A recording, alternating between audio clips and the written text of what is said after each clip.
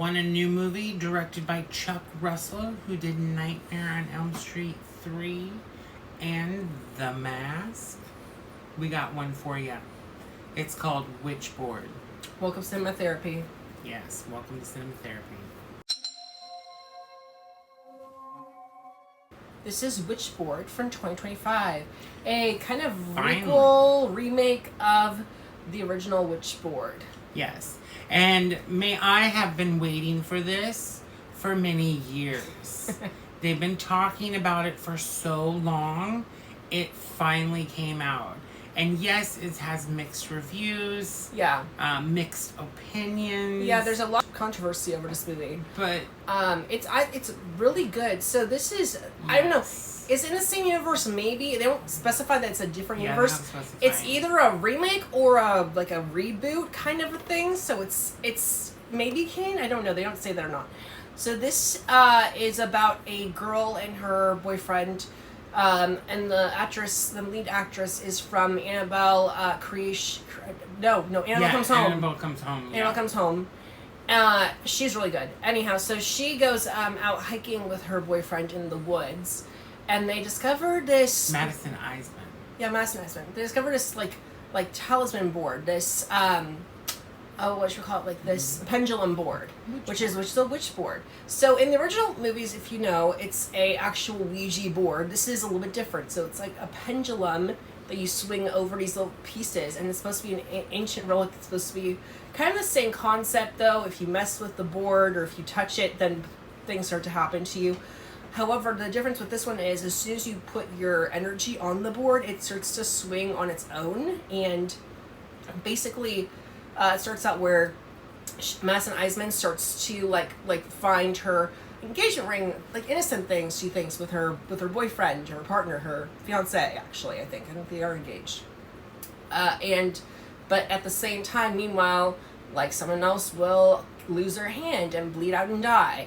It's there's a lot of good gore in this movie. Actually, it's not over the top, but it's just the right amount. Really fun cast, really just a fun movie. I really like this. As someone who wasn't a huge personal fan of the original films, not that I didn't like them, but no, someone who wasn't like a real fan of those movies to an extent, I thought this was really fun, and this is my favorite Witchboard movie in the franchise.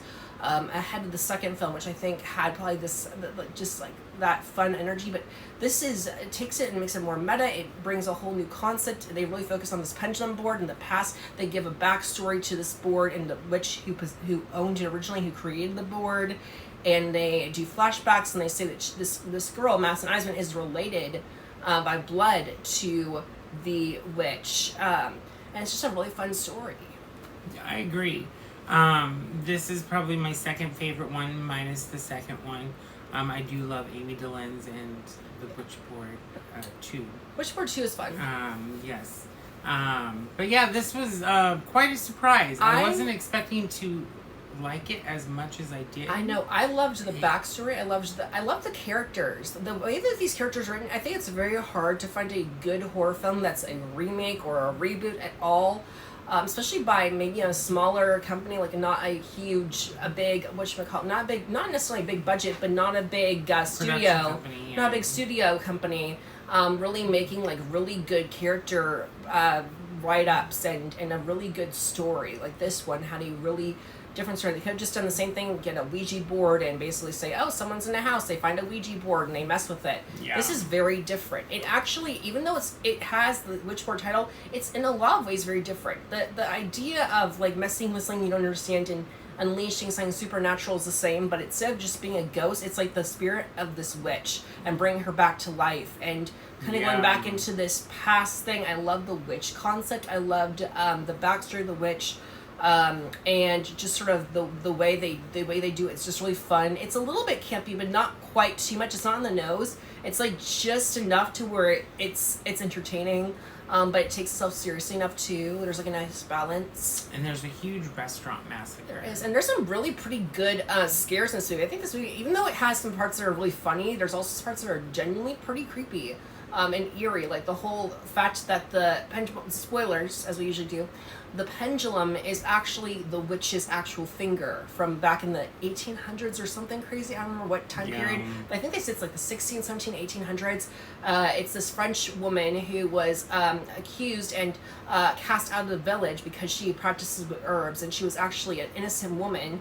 But the pilgrim, this guy who's related to this evil bad guy in the movie, descendants later, basically cast her out of the village, said you practice witchcraft, and then she became evil because the village cast her out and made fun of her.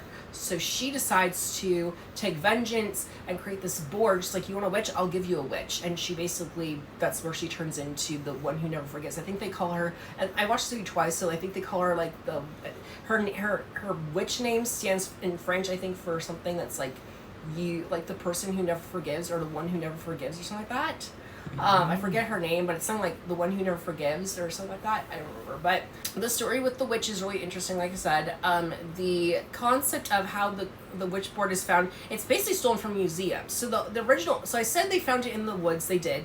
I forgot to mention the very first thing that happens is these two guys steal the witch board from a museum.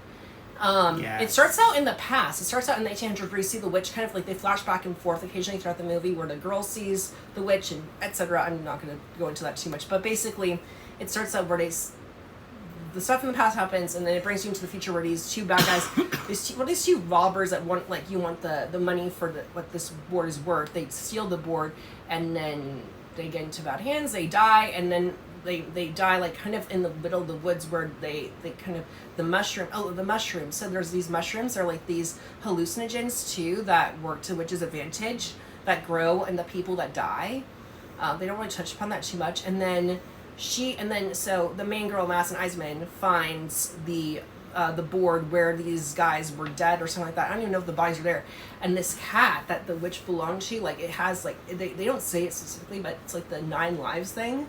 So, like, the cat is, I forgot to mention, that's a huge part too, is this cat that was the witch's cat all these generations ago. It's like that whole idea of like the familiars. Like, I don't know if you guys know like spiritual stuff, but like the 9 lives, they don't touch upon it too deeply, but it's supposed to be the same cat. And then she takes the cat in because it's drawn to her because she has the board. And she's willfully playing with the board at first, kind of just wanting to like leave her life behind. She struggled with drug addictions and whatnot, and she's trying to basically just try to find her. It kind of does this thing where it's her story with her fiance in the story, and also the whole story with this board and how it connects to her and what it's used. I just love the complexity of the story. It wasn't just something that felt like it was like thrown together. It felt very well planned out. It was entertaining. It was tongue-in-cheek enough, and also something that was very mystical and also in the supernatural, like, witch realm, which I thought was really fun too. So very unique concept for a movie. Yeah. I gave this movie, I think, 5 stars too. It was just, I thought this movie was off the chain. I loved gave it 4.5. I either gave it 4.5 or 5, forget which, but it was either 4.5 or 5 stars for me. I thought this movie was fantastic. It was good. It might go up. Maya's I'm gonna watch it again. Maya's 4.5. I don't know, but it's somewhere in that range. I thought it was definitely above 4 stars for me. I loved it. It's up there. I mean, and I think it's not like The Blob and Nightmare on Elm Street 3 and The Mask, but it's still up there. I like it better than The Blob. The remake? Really? Mm-hmm. I love The Blob. I like The Blob, but I like this better.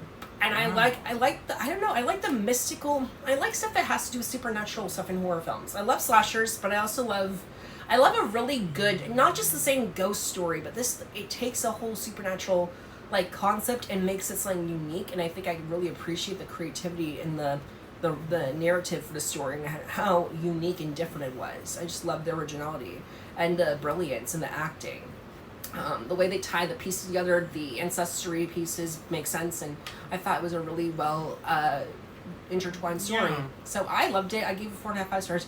Definitely recommend it. Go watch the Witchboard movies. Yeah, I know. Yeah. I think it's very underrated. I think and so needs love. I think Witchboard 1 and 2 are on Prime or Shudder. Yeah, the third one is hard to find. The third one's really hard to pay find. a lot of money, I think, to buy it or find it in a very rare streaming This one just came out on digital. Yeah. I believe to rent on video on demand. We saw it in the movie theaters. Yes, we got lucky. We saw it like in a limited time. So see it, and we'll see you next video. Take care. Yes. Have a good night. Bye. Bye.